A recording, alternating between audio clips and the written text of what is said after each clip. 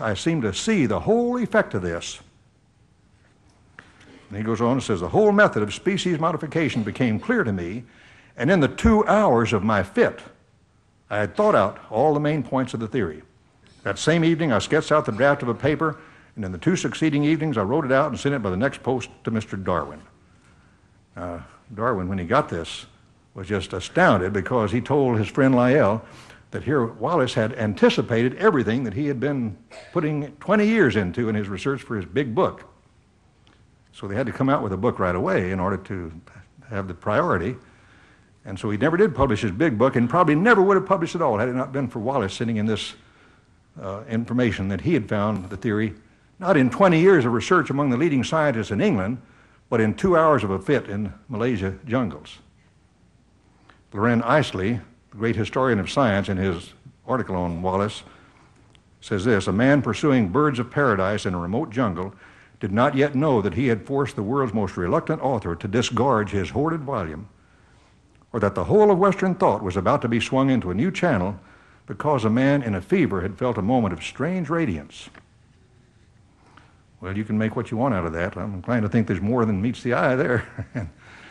and this is just one battle maybe in the long war.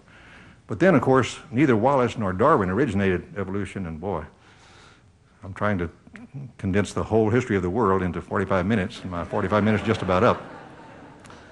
But I did get started 2 or 3 minutes late, so let me have just a...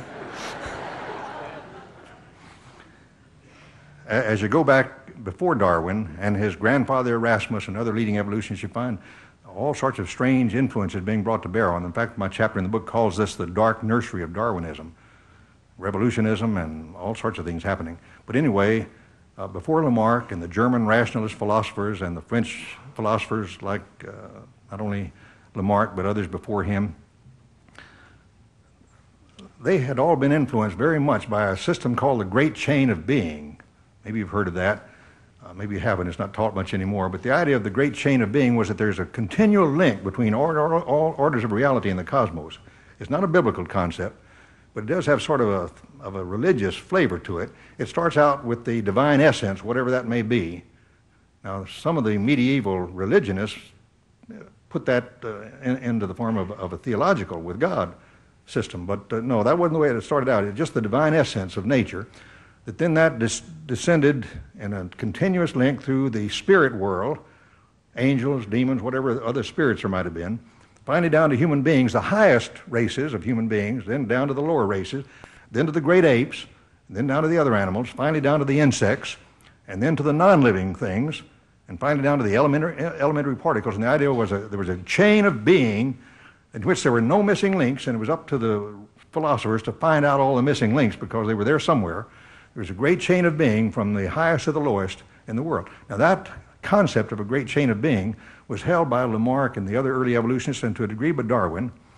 And of course all they had to do was invert it and put a time scale on it, and we have the evolutionary system. And that chain of being was really the basis for the initial studies before Darwin of comparative anatomy and comparative embryology. The idea there was that everything had to exhibit this chain from simple to complex or complex to simple, whichever way you want to look at it. So the development of the embryo was from very simple to complex. The comparative anatomy had to be based on the idea of studying the simplest organisms on up to the top.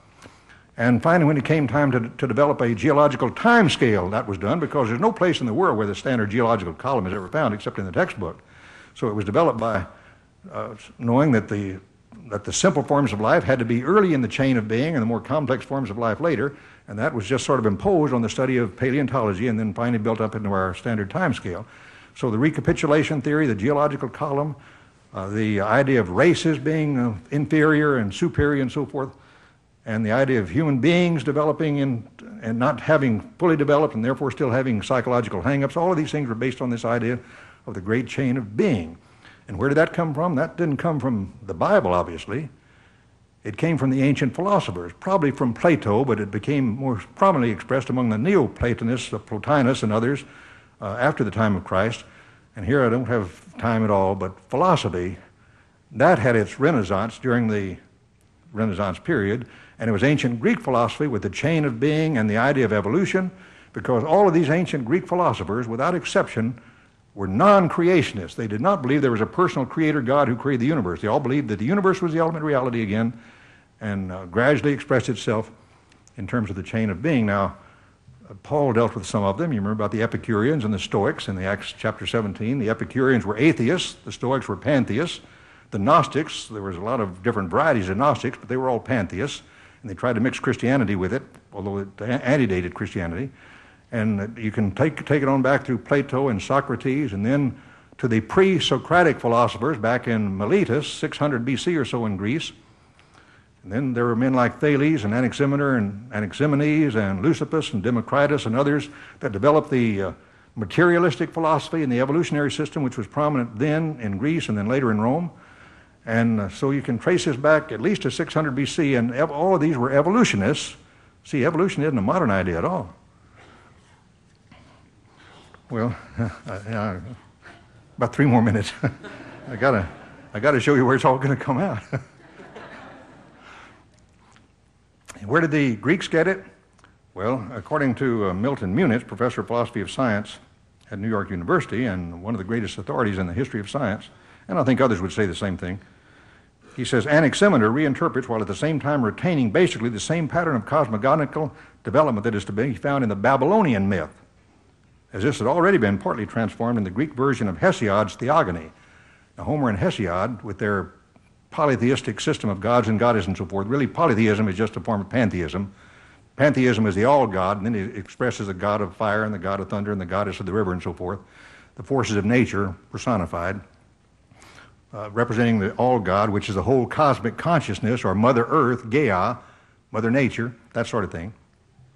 Now, they got this, he says, from Babylon, and now you have to think of the Bible, because the Bible says that Babylon, the Great, is the mother of harlots and abominations of the earth.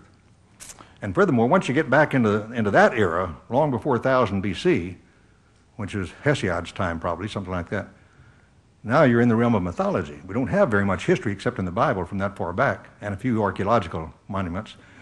And so people don't want to go to the Bible for their information, but that's where the best information is, of course, in the book of Genesis. And there it does tell us that Babel was the center of the first great world kingdom, and that Nimrod was the founder. The beginning of his kingdom was Babel, it says, but he also went out and founded Nineveh and other great cities, and he was the great world emperor. He was just the great-grandson of Noah. Wasn't very long after the flood. Might have been 100 or more years or so, but enough time to build a fairly good population. And instead of going out and filling the earth like God had told them to do, they wanted to make a name for themselves, and so they decided to build a great city and a great tower, not to reach unto heaven, but dedicated to heaven, to the host of heaven, to the angels, to the stars.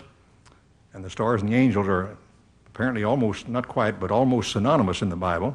Stars are called angels, and angels are called stars frequently, and because evidently the realm of the heavens, where the stars are, is also where the angels are. At any rate, this was dedicated to the host of heaven, probably had at the apex a great shrine with the zodiac symbols and so forth, dedicated to that, and all under the leadership of Nimrod. And because of that, a great event had to take place there. God had to come down and confuse their languages and scatter them on the face of the earth. Now they couldn't talk to each other anymore, so each little family group had to be isolated and segregated and live by themselves for a while, so they had to develop a hunting and gathering culture for a little while and inbreed for a while. And so now the general genetic characteristics, which express themselves dominantly in the big population, now the recessive characteristics in the little population could be expressed, and so each little family group developed its own tribal characteristics, not racial characteristics. People think of that as being the origin of the races. No.